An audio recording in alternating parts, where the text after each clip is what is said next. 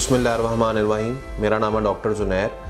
आज का हमारा वीडियो का टॉपिक है कि जो मोस्ट कॉमनली आस्क्ड क्वेश्चन जो हमें लोग मैसेज करके या कमेंट सेक्शन बॉक्स में हमसे पूछते हैं, उनके में मैं जवाब दूंगा आपको। तो बारी बारी हम शुरू करते हैं।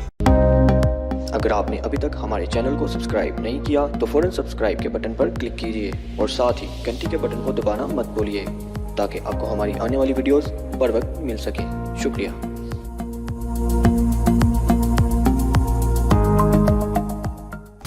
अक्सर लोग पूछते हैं कि हेयर ट्रांसप्लांट में कितनी पेन होती है।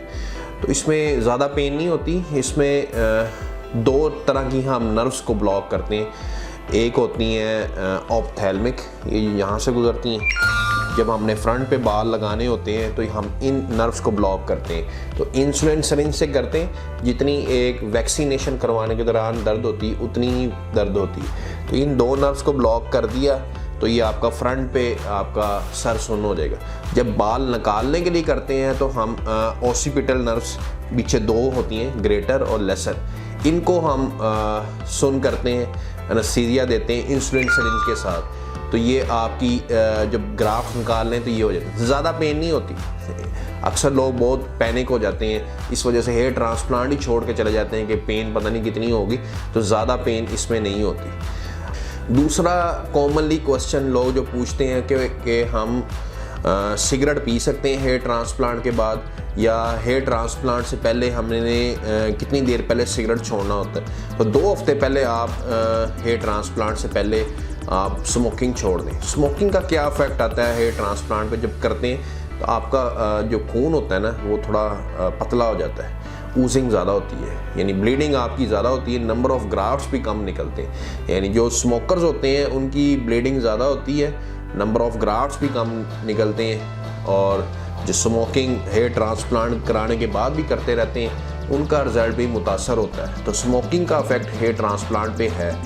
अगर आप क्विट कर देंगे तो बहुत अच्छी बात है। अगर पीते रहेंगे तो थोड़ा सा आपका रिज़ल्ट हेयर ट्रांसप्लांट का कंप्रोमाइज्ड होगा, यानी कम आएगा। और जो लोग सवाल करते हैं कि शुगर के मरीज़, डायबिटिक पेशेंट हेयर ट्रांसप्लांट करवा सकते हैं। जी बिल्कुल करवा सकते हैं अगर आपकी शुगर कंट्रोल है। अगर हम आपका एक टेस्ट करवाते हैं HB1AC, 3 मंथ का जो शुगर का रिकॉर्ड होता है उसमें आता है। अगर आपकी 6.57 तक है HB1AC तो हम आपका हेयर ट्रांसप्लांट कर देंगे।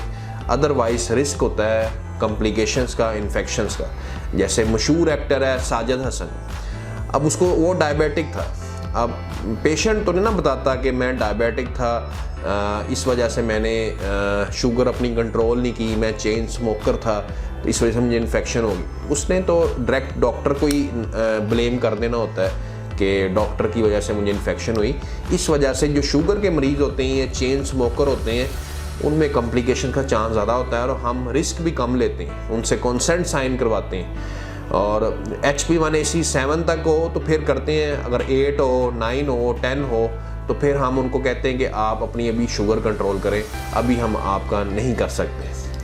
इसके अलावा सवाल लोग करते हैं कि विदाउट ट्रिमिंग हमारा हेयर ट्रांसप्लांट हो सकता है।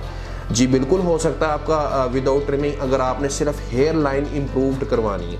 अगर आपको डिफ्यूज़ बाल्डनेस है तो फिर आपका ट्रिमिंग के बगैर, ट्रिमिंग करके ही अच्छा रिजल्ट आ सकता है। क्योंकि डिफ्यूज़ बाल्डनेस में हमने आपकी जो सारी फीलिंग्स होती हैं उनको फिल करना होता है और फिर अच्छा आ सकता है। अगर विदाउट ट्रिमिंग करेंगे तो फिर हम सिर्फ आपका फ्रंट हेयर लाइन बना सकते हैं और आपकी जो कंप्लीट डिफ्यूज़ बाल्डनेस है फ्रंट से लेके वर्टेक्स तक वो हम फिल नहीं कर सकते। और इसके अलावा लोग सवाल करते हैं कि ग्राफ्ट क्या होता है, जो आप हर वीडियो में बोलते हैं।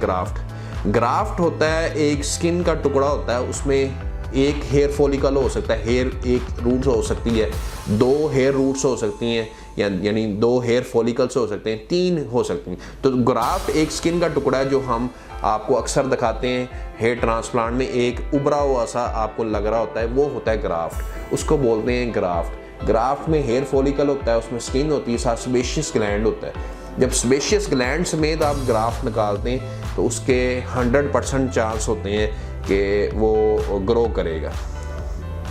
तो हम भी अपने सेंटर में पर ग्राफ्ट के हिसाब से चार्ज करते हैं, एरिया वाइज हम चार्ज नहीं करते। जितने नंबर ऑफ ग्राफ्ट्स आपको रिक्वायर्ड है हम एस्टीमेट करेंगे, आपको बताएंगे, पर ग्राफ्ट के हिसाब से चार्ज करेंगे, ताकि आपको पता हो कि मेरे 4000 ग्राफ्ट लगे हैं तो 20 रुपीज़ के हिसाब से हमने आपको चार्ज किया है, तो आपका बनेगा 80,000। यानी आपने अगर फुल स्केल आपके निकले ही 4000 हैं, फॉर एग्जांपल आपके निकले ही 4000 ग्राफ्ट हैं, आपको ग्रेड 7 की बार्डलेंस है, और मैं कहूँ आपका सर तो बहुत ज़्यादा है, एरिया बहुत ज़्यादा लगाने के लिए, और मैं आपको 2 लाख रुपये चार्ज कर दूँ, तो ये पेशेंट के साथ ज़्यादती है। मैंने 4000 ग्राफ्ट निकाले हैं और आपके निकले भी इतने ही हैं, तो मैं आपका एरिया देख के आपको कह दूं कि यार आपका तो एरिया बहुत ज़्यादा है, आपका तो 2 लाख रुपए लगना है, तो ये पेशेंट के साथ ज़्यादती है। अक्सर सेंटर वाले ये करते हैं कि जितना ज़्यादा एरिया होगा उसके हिसाब से पैसे मांग लेते हैं। पेशेंट समझता है कि एरिया बहुत ज़्यादा है, लेकिन वो क्या करते हैं, नंबर ऑफ ग्राफ्ट तो वही 3000 निकाले और पैसे 2 लाख रुपए चार्ज कर दिए। तो पर ग्राफ्ट के हिसाब से चार्ज करने में पेशेंट का फ़ायदा है, डॉक्टर का फ़ायदा नहीं है, डॉक्टर का बिल्कुल फ़ायदा नहीं है। अगर एरिया वाइज चार्ज करना हो तो जितने ज़्यादा एरिया होगा, ग्राफ्ट बेशक आपसे 2500 निकले और आप उनसे 1.5 लाख रुपये या 2 लाख रुपये चार्ज कर लें, तो पर ग्राफ्ट के हिसाब से चार्ज करने का फ़ायदा पेशेंट को है, डॉक्टर को नहीं है। तो ये अपने दिल में बिठा लें। पर ग्राफ्ट पर ग्राफ्ट डॉक्टर कहते हैं ना कि हम पर ग्राफ्ट चार्ज नहीं करते, तो उनकी अपनी मर्ज़ी है, लेकिन हम कहते हैं कि पेशेंट को भी पता होगा इतने नंबर ऑफ़ ग्राफ्ट्स मेरे निकले और इतना मैंने चार्ज किया। इसमें पेशेंट को कन्फ्यूजन नहीं रहती कि मेरा हेयर ट्रांसप्लांट मुझसे ज़्यादा चार्ज तो नहीं कर लिया डॉक्टर ने। तो बहुत इकनॉमिकल हम चार्ज करते हैं, 20 रुपीज़ पर ग्राफ्ट। इस्लामाबाद में 100 रुपीज़ पर ग्राफ्ट तक भी चार्ज करते हैं, लाहौर में भी। इसके अलावा लोग सवाल करते हैं कि दिल के